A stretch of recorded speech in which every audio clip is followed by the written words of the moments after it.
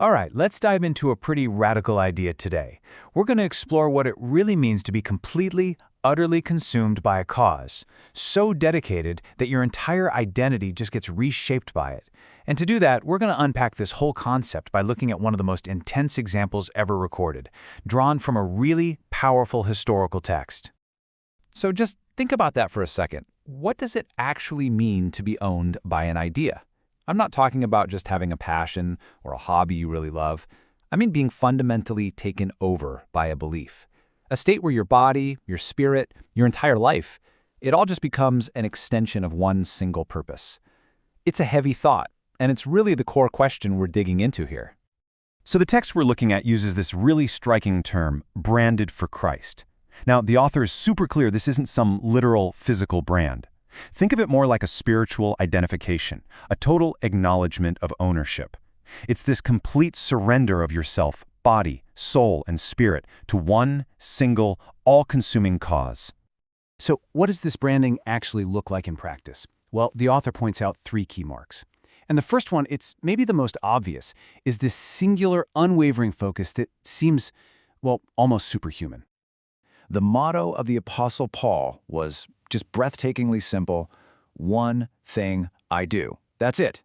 In a world like ours, where we're all obsessed with multitasking and side hustles, this kind of laser focus is almost jarring, isn't it? The author argues this was the very heart of his effectiveness, a life just boiled down to a single task. And this comparison right here really shows you how intense that focus was.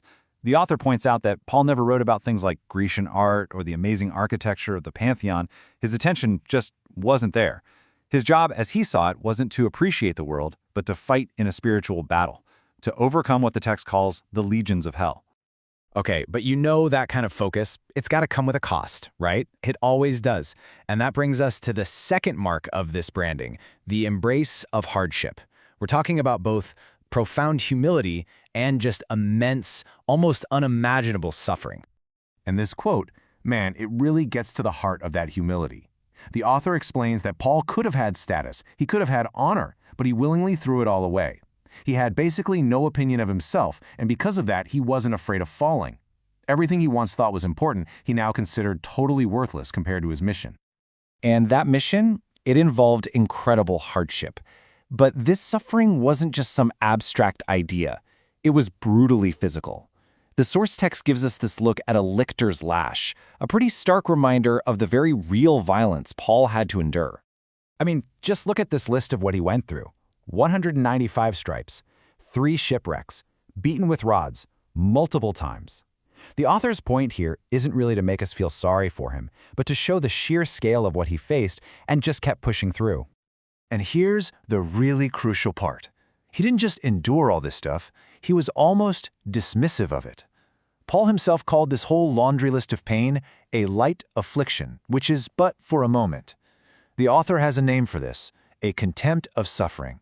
It's a mindset where physical pain just becomes insignificant compared to the goal. So this all begs the question, right? What on earth could motivate someone to live like this? To have that kind of focus, that humility, and that contempt for pain? It couldn't just be discipline. There had to be some kind of internal engine, a fire, driving the whole thing. And the author is pretty clear.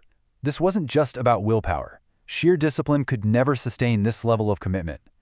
A person might be able to walk what the author calls a tightrope of obedience for a little while, but what Paul had, it was something else entirely. It was a fire. The source describes his motivation as a wondrous flame, something internal, something that just couldn't be put out. It was a passion so intense that, like the text says, beatings, hunger, being thrown in jail, none of it could extinguish it. It just kept on burning. So what was this fire? The source gives it a simple, powerful name, love. The author says it plainly. Paul was branded by love. Love for his cause, love for his Lord, and love for the souls of men. That was the dynamo. That was the fuel that pushed him through absolutely everything.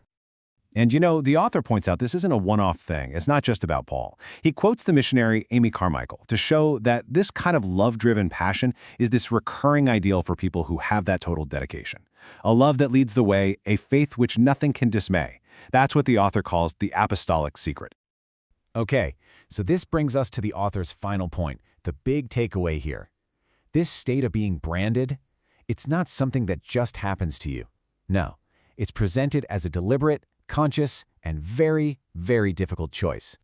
And the source is brutally honest about what this choice means. To be branded means you are knowingly accepting pain. It means you're accepting what he calls the slur of the servant, basically a lower status in the eyes of the world. It is not an easy path. And crucially, it is a choice that you have to make. And that's where the text leaves us, with this final, really challenging question. After seeing the focus, the hardship, and the passionate love that's involved, the author turns the question right back at us. It's a provocative thought to end on, for sure. What cause, if any, could possibly demand such a total brand on a person's life, and who would actually be willing to choose it?